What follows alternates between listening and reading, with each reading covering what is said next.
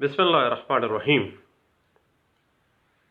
बाज़ औक़ात वालिदैन अपनी औलाद की नाफरमानी की वजह से अखबारात में इश्तिहारात शाया करवा देते हैं कि बवजह नाफरमानी उन्होंने अपनी सब औलाद को या किसी एक बेटे या बेटी को या दो बेटे या बेटी को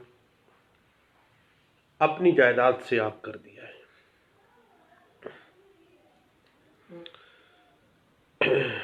और बाज़ औक़ात अखबारात में आगनामा इस तरह शाया किया जाता है कि वालिदैन की तरफ से ये कहा जाता है कि उनकी ज़िंदगी में या मौत के बाद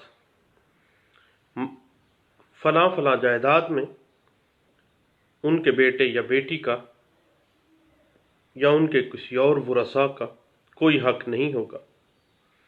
ये आगनामा कानून और शरीयत में इसकी कोई अहमियत नहीं है और कानूनी और शरई एतबार से आगनामे की हैसियत सिर्फ़ और सिर्फ़ एक फ़जूल पेपर के अलावा, एक फ़जूल दिल की तसल्ली के अलावा कुछ नहीं है और कानून और शरीयत में इसकी हैसियत 0/0 बराबर है 0, इससे बढ़कर कुछ नहीं है।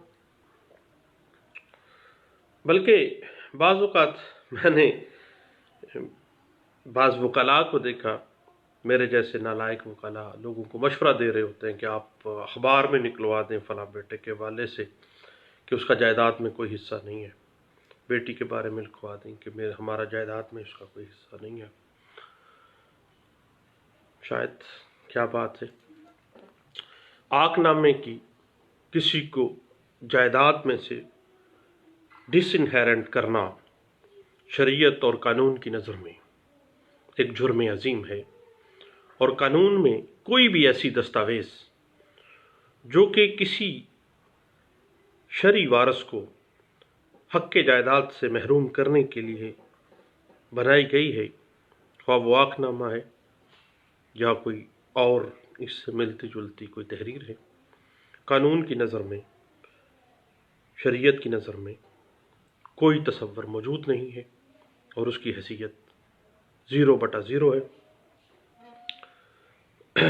अगर किसी ने अपने शरई वारसाइन के हवाले से आगनामा शाया करवा दिया है, किसी को आग कर दिया है, तो वो शरई वारस उसी तरह उस जायदाद में वारस होगा जिस तरह से दीगर वरसा जिनके बारे में आगनामा नहीं दिया गया वो वारस होंगे। यानी शरई नामा, शरई हैसियत से आगनामे की हैसियत कोई नहीं है, कोई तसव्वुर नहीं है। अलबत्ता आगनामे में बाज़ औक़ात एक वालिद की तरफ से ये कहा जाता है कि फ़लाँ जो बच्चा है उसके कौल व फ़ेल का या उसके किसी बद किरदारी का उसका वालिद से या उसका भाई ज़िम्मेदार नहीं है। तो याद रखिएगा कि इस हद तक तो आगनामा कुछ बात बनती है कि उस बच्चों के बुरे फ़ेल का बाप ज़िम्मेदार नहीं है। वो वैसे भी शरीयत में भी और कानून की नज़र में भी जो मुजरम है वही मुजरम है।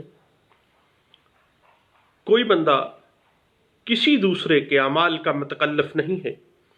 जो जुर्म किसी शख्स ने किया है, जो बदफेली या जो बदकिरदारी किसी शख्स के साथ एट्रीब्यूटेड है, वो सिर्फ उसी शख्स के पास के साथ एट्रीब्यूटेड है। उसका वालिद या उसका भाई जो है वो कतई सूरत उसके ज़िम्मेदार नहीं है। तो आगनामा के ज़रिए किसी को जायदाद से महरूम करना कानून और शरीयत के एतबार से उसकी कानून में कोई हैसियत नहीं है। ये बात इंटरप्रेट हुई 2005 YLR पेज है 1814 के अंदर। और लाहौर हाई कोर्ट में एक लैंडमार्क जजमेंट में कहा गया कि अगर कोई शख्स आगनामे के ज़रिए अपने किसी शरई वारस को हक़ जायदाद से महरूम करता है तो उस आगनामे की हैसियत कानून की नज़र में कोई नहीं है, कोई अहमियत का हामिल नहीं है। ये बात वाज़ेह की गई PLD 2013 Lahore high court page 464 के अंदर।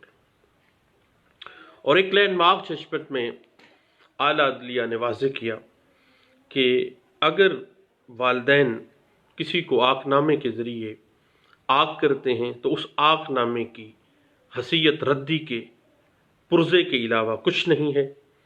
ये बात वाज़ेह की गई 2011 YLR पेज है 697 के अंदर। अब any type of instrument for the cancellation, suits में बाज़ औक़ात हम आ जाते हैं कि बाज़ ऐसे इंस्ट्रूमेंट्स प्रोड्यूस किए जाते हैं वालिदैन की तरफ से जो कि कानूनी वरसा को हक़ वरासत से महरूम कर देते हैं। तो कानून कहता है कि ऐसा तमाम मटेरियल, ऐसे तमाम दस्तावेज़ात जो किसी शरई वारिस को हक़ वरासत से महरूम करते हैं उनको कैंसिल कर देना चाहिए। और कानून की नज़र में ऐसे इंस्ट्रूमेंट्स की, ऐसे दस्तावेज़ात की कोई हैसियत नहीं है। ये बात वाज़ेह की गई 2000 CLC पेज है 1018 के अंदर। और वाज़ेह किया गया सुप्रीम कोर्ट ऑफ पाकिस्तान में कि cancellation of instrument to deprive the legal heirs from inheritance is the fundamental duty of state of Pakistan. और ये बात सुप्रीम कोर्ट ऑफ पाकिस्तान में 2000 SCMR पेज है 1287 के अंदर वाज़ेह की गई। और यही बात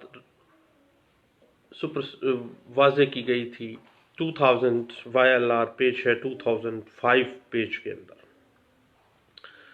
याद रखिएगा कि एक आदमी अपनी जो भी जायदाद है वो गिफ्ट के ज़रिए डिस्पोज ऑफ कर सकता है, किसी को भी गिफ्ट के ज़रिए अपनी जायदाद दे सकता है। अब गिफ्ट के 3 इंग्रेडिएंट्स हैं, offer, acceptance and possession. Delivery of possession लाजमी अमर है। लेकिन अगर कोई शख्स डेथ बेड के ऊपर है, करीबुल मर्ग है, देन कानून एक कदगन लगा देता है कि वो सिर्फ और सिर्फ अपनी जायदाद का 1/3 हिस्सा गिफ्ट कर सकता है, क्योंकि वो डेथ बेड पर है, मरने के करीब है, करीबुल मर्ग है, एक ऐसी मर्ज में मुब्तला है कि अब उसका तंदुरुस्त होना मुमकिन नहीं है।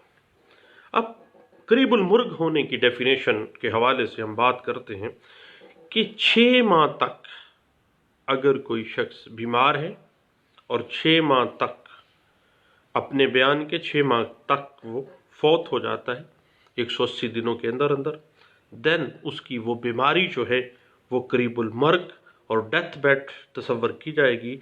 अगर 6 माह के बाद वो उठ खड़ा होता है तो फिर उसका जो गिफ्ट है वो और पोजीशन में चला जाएगा। यानी एक आदमी गिफ्ट के ज़रिए अपनी तमाम जायदाद को डिस्पोज ऑफ तो कर सकता है, लेकिन डेथ बेड के ऊपर अपनी जायदाद का सिर्फ 1/3 हिस्सा जो है वो गिफ्ट कर सकता है।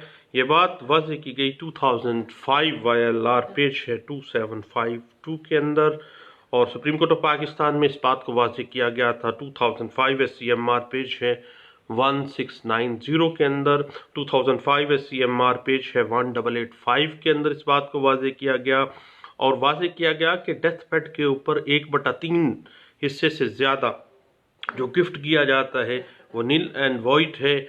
और ऐसी तमाम इंस्ट्रूमेंट्स जो कि किसी शरई वारसान को हक़ वरासत से महरूम करने के लिए बनाई गई हैं वो कैंसिलेशन में भी जा सकती हैं।